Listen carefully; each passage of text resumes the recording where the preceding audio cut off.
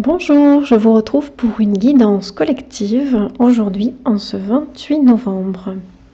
Alors, je vous ai fait un tirage de cartes et ce tirage nous parle beaucoup de se relier à son pourquoi.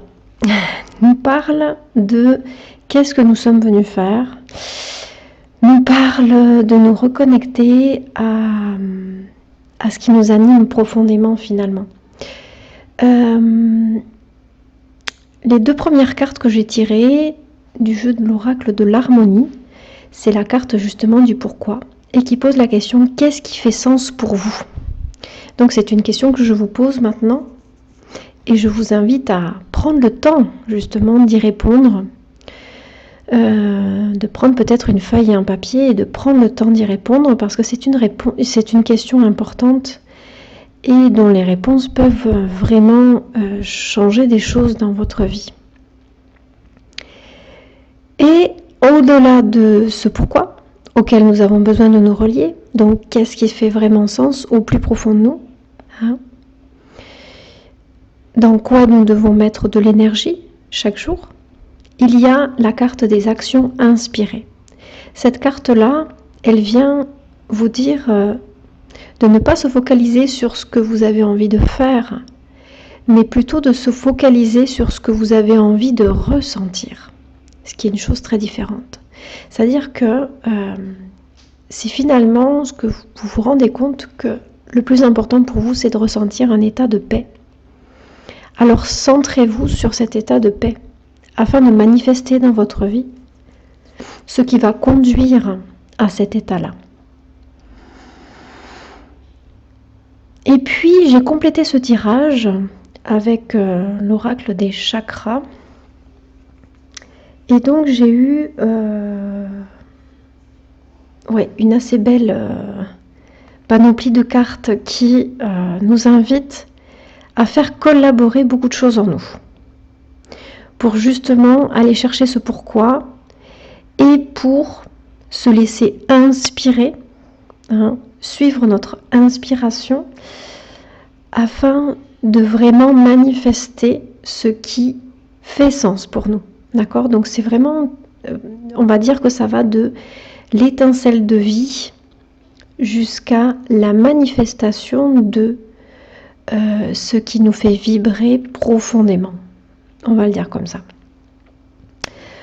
On nous demande donc de nous relier à notre pourquoi, à ce qui fait sens pour nous, en faisant intervenir à la fois l'aspect enfant intérieur.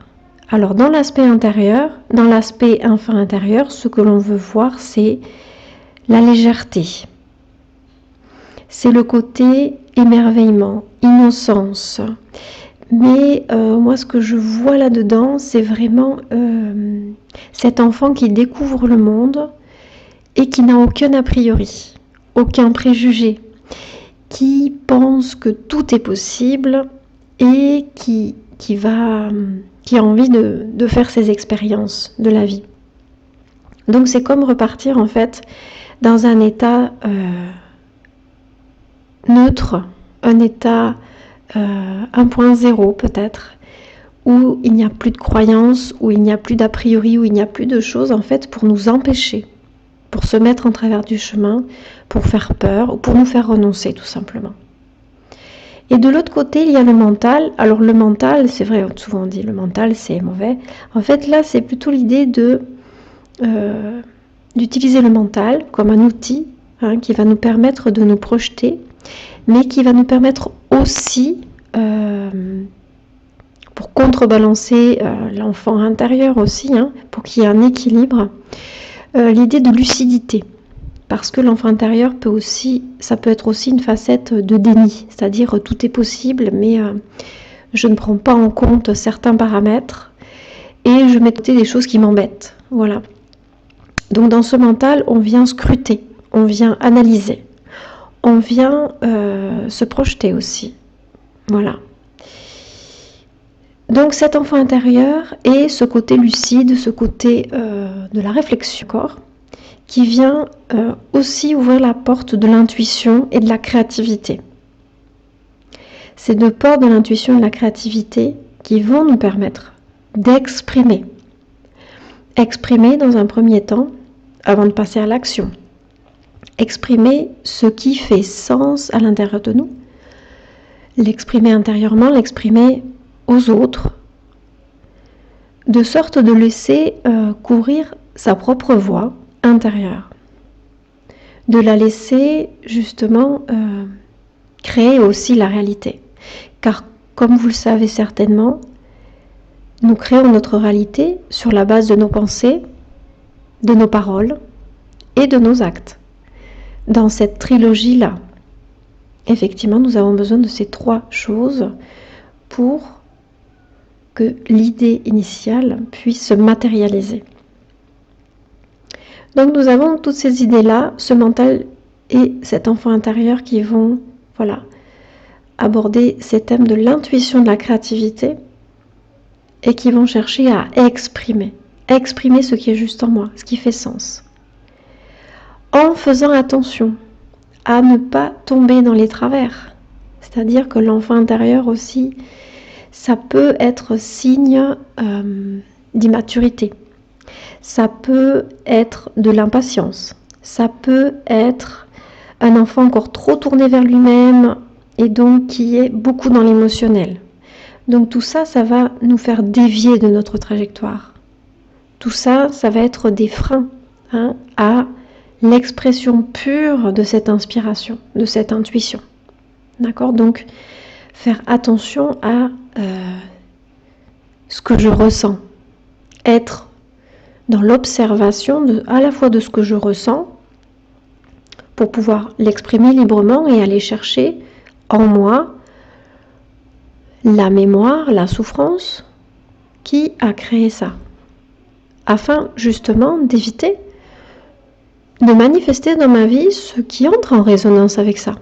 Parce que dans le fond, je sens bien que ce n'est pas ça qui est juste. Donc en résumé, voici une manière de procéder donc pour manifester ce qui vraiment vous inspire, ce qui vous provient de la partie finalement la plus élevée de votre être, mais en utilisant tous les outils qui sont à votre disposition finalement.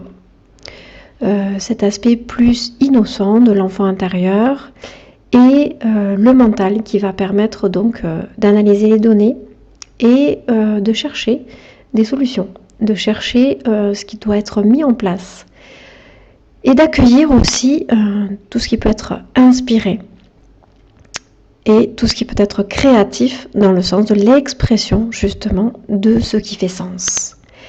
Voilà. Eh bien, c'est la fin de cette guidance. J'espère qu'elle vous aura parlé ou en tous les cas qu'elle vous aura aidé à peut-être trouver la voie justement de l'expression de ce qui est juste pour vous aujourd'hui. Voilà, je vous dis à très bientôt. Au revoir.